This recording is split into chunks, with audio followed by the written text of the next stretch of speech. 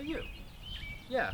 Yeah, you. Do you wanna come help me film something? I don't have anybody to film with, so how about just follow me into my house really quick? It's right this way. We'll get it started, right? Yeah.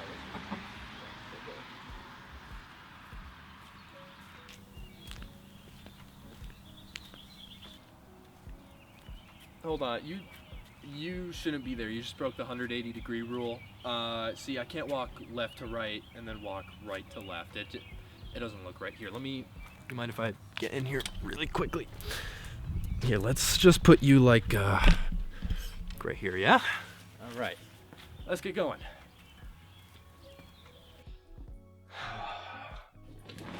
Ugh, that shot looks like shit. Here, let's fix that shot. Let's fix our exposure, okay?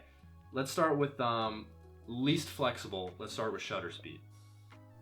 Yeah, that looks not much better. Let's move on to aperture. Okay. That's better, I guess. Don't don't mind that. I thought you needed some help. Let's move on to the final and most flexible part of this exposure triangle. Let's try ISO. There you go. Okay, that's usable. It's passable, but if that's the best we can get, that's the best we can get. See, the higher ISO, the more grainy, lower quality. It's, you know, whatever we can get, right? All right, we should get to filming.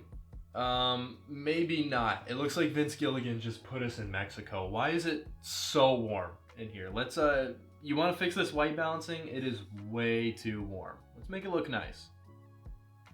There we go. All right, that looks much better. I feel a lot less like I'm in a microwave, you know? So, good job. Also, you did rule of thirds. I didn't even have to tell you. Your composition is beautiful. I see the subject is taking up 1/3 of the screen.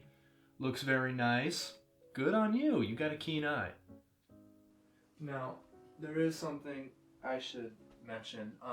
Shots that work well indoors don't quite work out there. You see we've got everything balanced. The white balancing is pretty good. The lighting could be better. But you can see pretty much everything here. So good shot, right? Let's go film.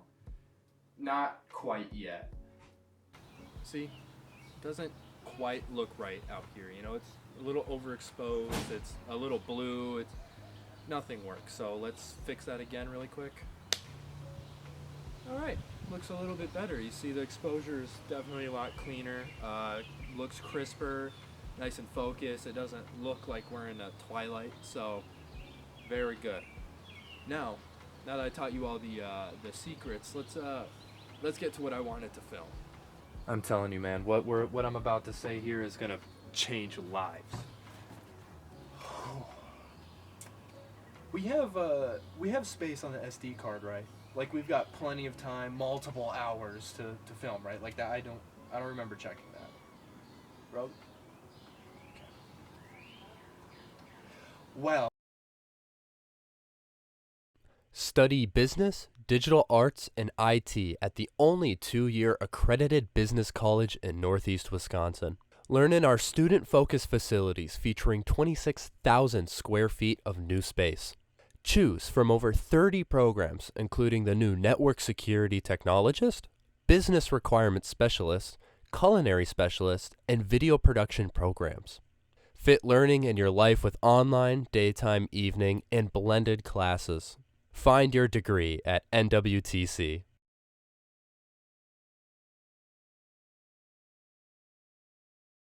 Explore your creative vision and develop your digital media skills in the Video Production Technical Diploma. Graduates of the program are prepared to work in entry-level production careers such as production assistants, video editors, and content creators in visual media fields. Program students use techniques and up-to-date production workflows to build digital media. Potential careers include production assistant, media producer, video editor, and project team member. Credits from this technical diploma may be applied towards the Digital Media Technology Associate degree. Find your degree at NWTC.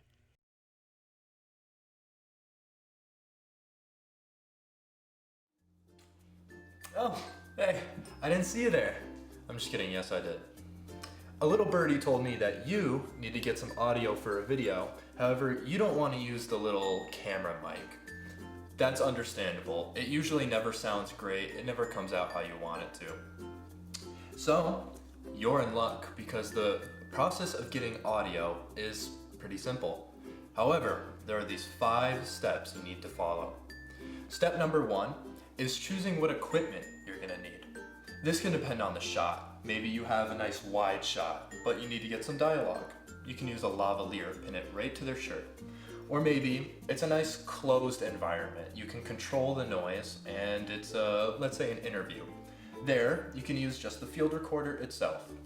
However, if you're not a moron and you're smart like us, we're gonna be using a boom mic. Now that you have picked your poison, you can now connect it to your camera. At least if you're a simpleton, that is.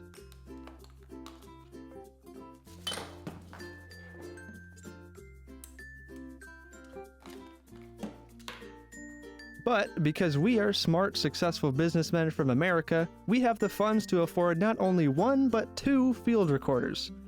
But it doesn't really matter because we lost the other one. Now, if you have the same setup as us, just follow these 3 simple steps.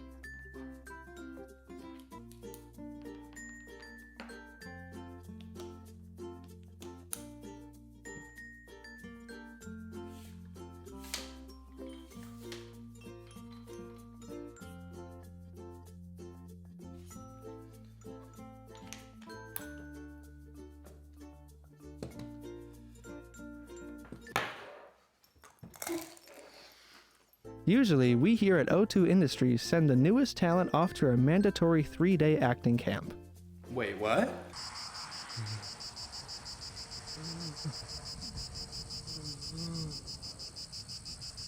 Now that your talent is properly educated on the do's and don'ts of proper acting, it's time to actually acquire your audio.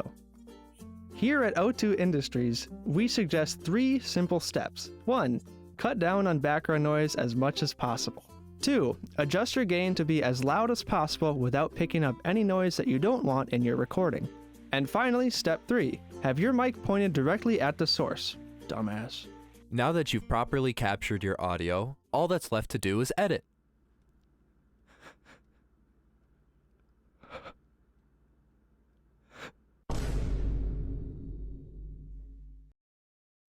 Thank you for joining us here, my mother.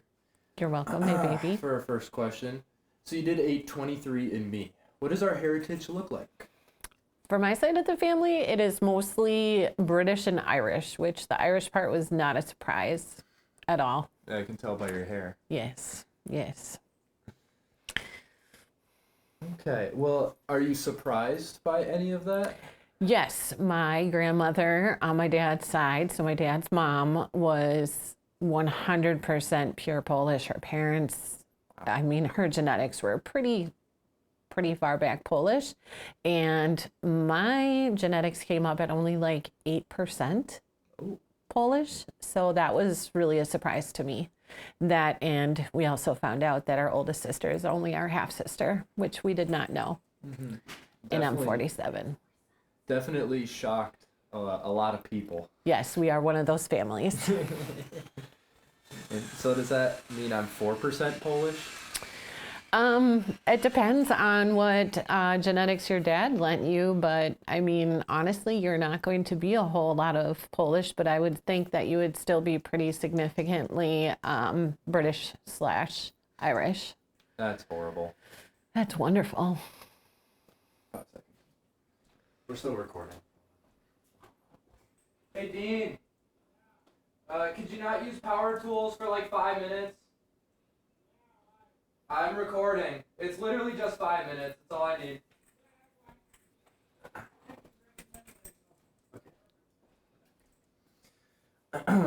So, what traditions do we do that show our heritage? Well, I would say Christmas, and I would say Saint Nick. Saint Nick is actually more of a heritage type thing than it is a genetic thing. So where you come from, a lot of people are not familiar with the Saint Nick tradition until they come here. And I don't know which nationality brought it here, but it is pretty significant in this area. But you get anywhere outside of Green Bay, and a lot of people have not ever heard of celebrating Saint Nick. Interesting. I was not aware of that. Yeah. What did you do any traditions as a kid in your family that really showed? Honestly, not really, which is surprising considering my grandma was very Polish. I don't remember her having any type of cultural type events or anything that that really celebrated anything about her past. I mean, she was an amazing cook, which is traditionally very Polish. But we really didn't have any kind of traditions or anything like that. Most of the traditions that I have with you guys are traditions that we made up as a family.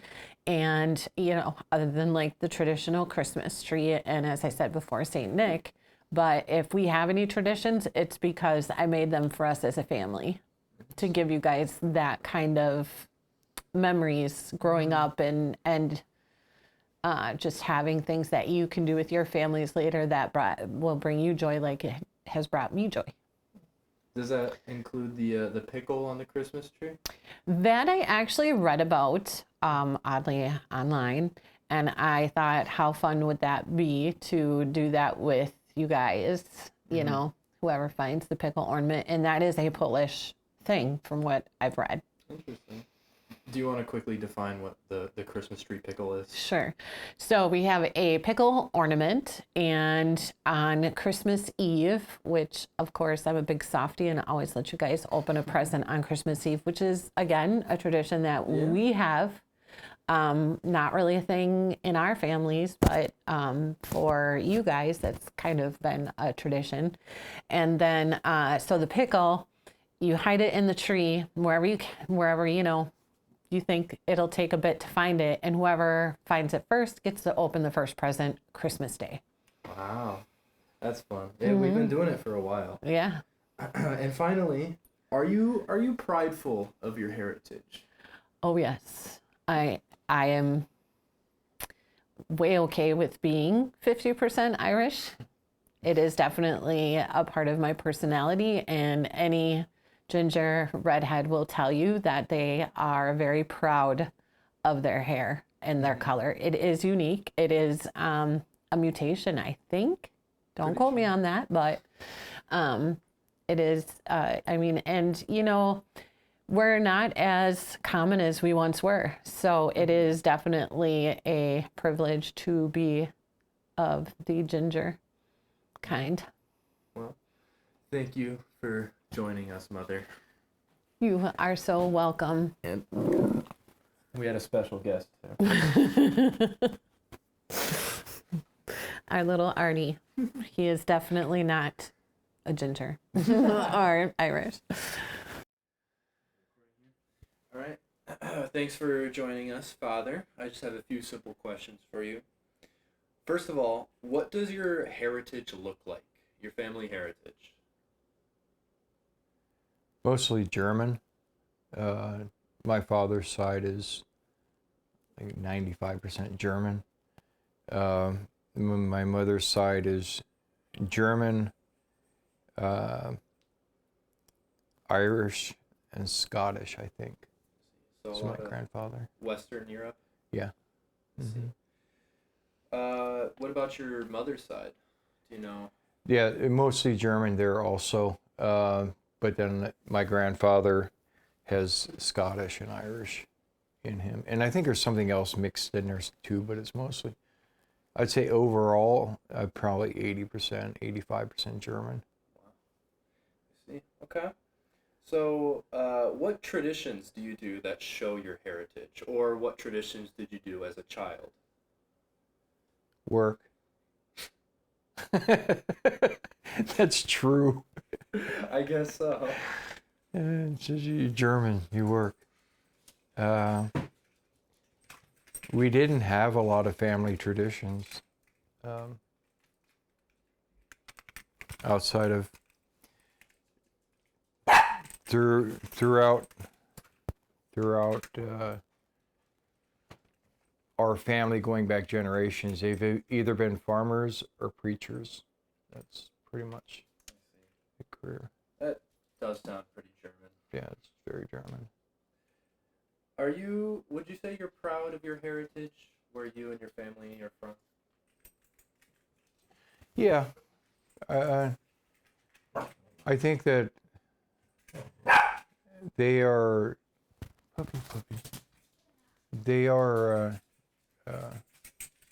solid folk in that not a lot of drama.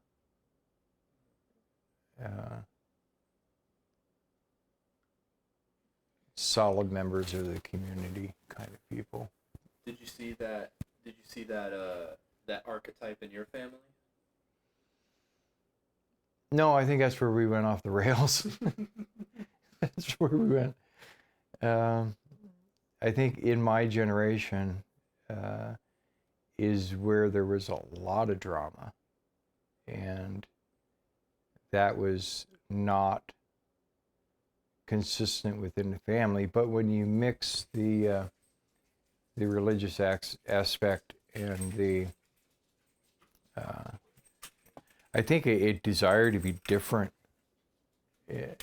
with my father, that he separated himself from the family a lot, and realizing that as I got older, that we were like I say, if you don't have weird people in your family, then guess what? You're the weird person in your family.